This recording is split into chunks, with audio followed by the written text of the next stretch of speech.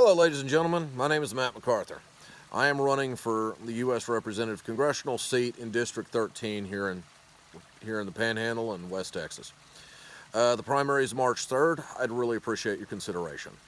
Now, the purpose of these little videos, as you may know, if you've watched any of the others here on YouTube, is so that I can explain some of my policy positions at length.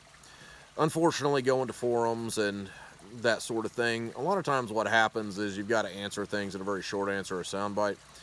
And if you're going to make national policy and national law, that's not the kind of thing you can mail in. You don't want to boil it down to a headline. You want to be able to really explain it. So this video, I am going to concentrate on my position on gun control.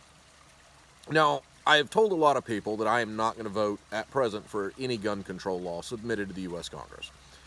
And it's not because I don't think there's the odd gun control law that could work. There probably are.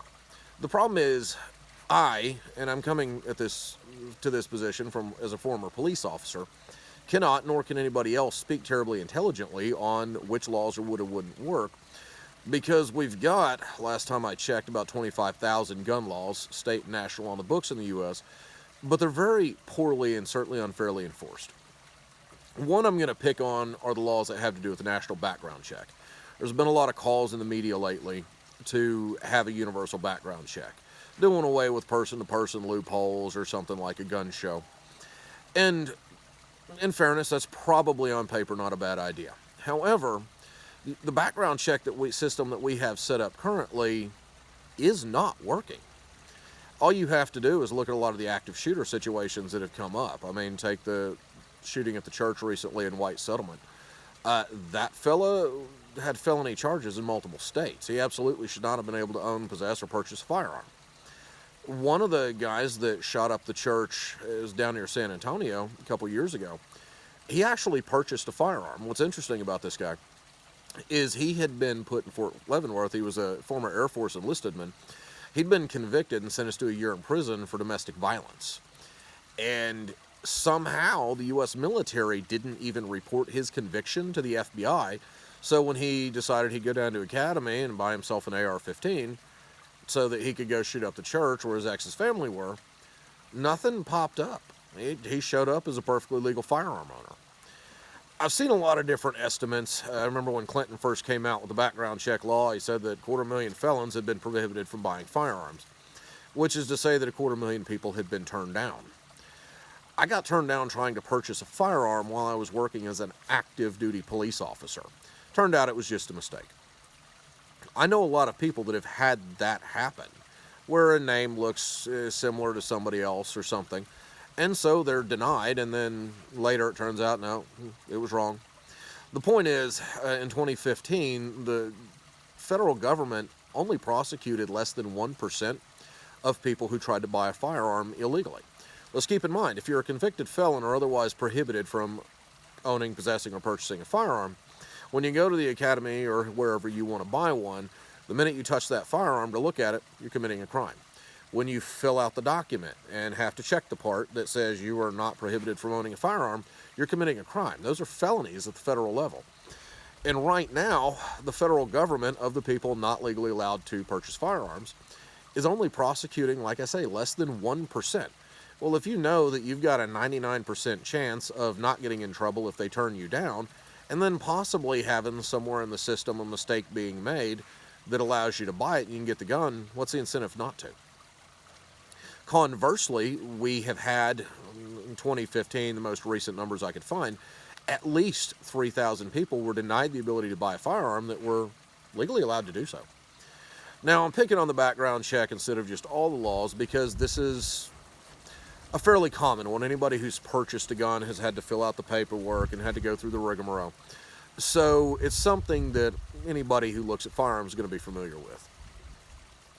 Now, every time there's a shooting, people want to push new legislation.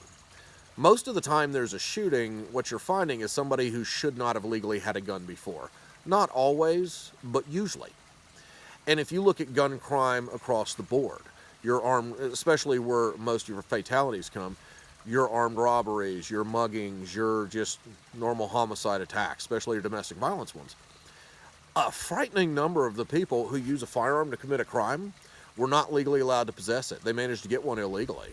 I was working on a job down in Odessa at the time that the Odessa shooting occurred. And the person in question had the police called on him multiple times. Nicholas Cruz in Florida. He'd interacted with law enforcement 24 times at least, and no action had been taken. Not mental health, not, hey, we're going to make a criminal case out of some of his actions, which should have been.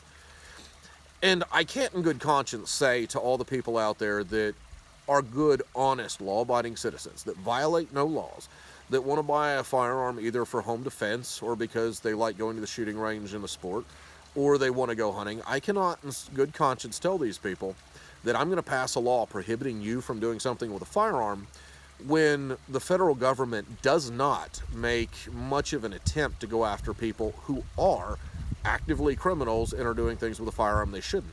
Just possessing them, they shouldn't be able to do that. Yet we're not prosecuting that. We're not doing a very good job prosecuting it at any of the state levels, and we're not doing a good job prosecuting it at the federal level, especially at the federal level. Something else to consider with the background check, since it's topical, people are calling for universal background checks, to keep in mind. I mentioned the guy who shot up the church near San Antonio. And in his case, the U.S. military had failed, a branch of the federal government, and just to be clear, had failed to turn his conviction data over to the FBI to prohibit him from getting a gun. There are counties and states everywhere who aren't doing this. When you hear something about a sanctuary law because certain states don't want to report crimes to the federal government, especially if it's an illegal alien doing it, because they don't want the feds to come in and deport the illegal aliens under their sanctuary rules. Bear in mind, if there's a firearm involved, or, any crime, because, you don't necessarily have to commit a crime with a firearm to commit a felony, but any felony they're committing is not being reported to the federal government. So if that same person goes to another state and attempts to buy a gun, or, frankly, just down the street and attempts to buy a gun, chances are their background check is going to come back clear. Now, I could go down the list of all the other things that they're not prosecuting that have to do with firearms. I picked the background check because it's the most common people are aware of. But one thing that we have found over and over, Mexico has some pretty stringent gun laws, and the cartels have proven that if criminals want guns, they can get them. In the United States of America, if elected to this position, U.S. Representative from the 13th District of Texas, I'm going to do everything in my power to get the federal government to actually prosecute criminals. If somebody that shouldn't have a gun has one, put them in jail. As a police officer, it was maddening to arrest felons with weapons and have a DA or the federal prosecutor say, yeah, we don't have time for it. Because we were going to end up with dealing with that person later. Very rarely can I think of a case where we didn't. But if we cannot, as a government, be it federal, state, or anybody else, do an even close to adequate job, again, background checks, less than 1% of people who were not allowed to buy a gun, tried to buy a gun, were actually charged with anything. If we can't do an at least adequate job enforcing any one of the 20-some thousand gun laws that we have on the books, why would I in good conscience pass more gun laws when the only effect would be on honest, law-abiding citizens? I don't see that as good policy, and I don't see that as just an honest move in any sense. And if I get to Congress, I'm a former police officer, but I'm also a firm believer in hunting rights. I'm a firm believer in concealed carry. And I'm a firm believer because I know firsthand that when seconds count, a lot of times police officers are a couple minutes away. I want to see people be able to enjoy their Second Amendment privileges and their, Second Amendment rights. I probably shouldn't even use the word privilege. I want to make sure that those are defended at every possible opportunity. And the way to do it is not by passing more regulation when the only people who are going to follow it are the honest people. The way to curb gun crime is by prosecuting the people who commit it, by making sure they can't commit it again and again and again. And when we catch somebody committing a violent crime, we put them in prison for a while. We don't give them probation so they can come out and do it again. And I give you my pledge, and my word means something, that I will not vote for any, not one, not a single gun control law at all until the federal government can at least start prosecuting 80% of their cases.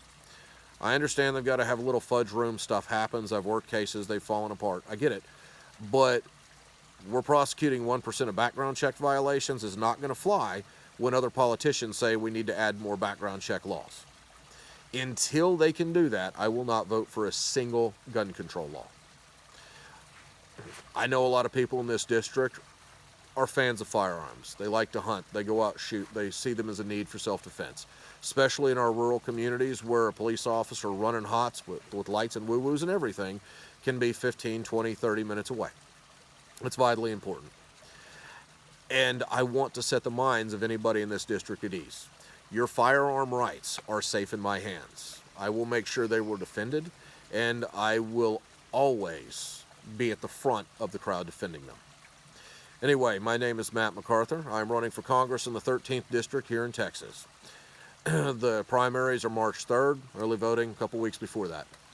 I would be honored if you would consider voting for me. Thank you very much.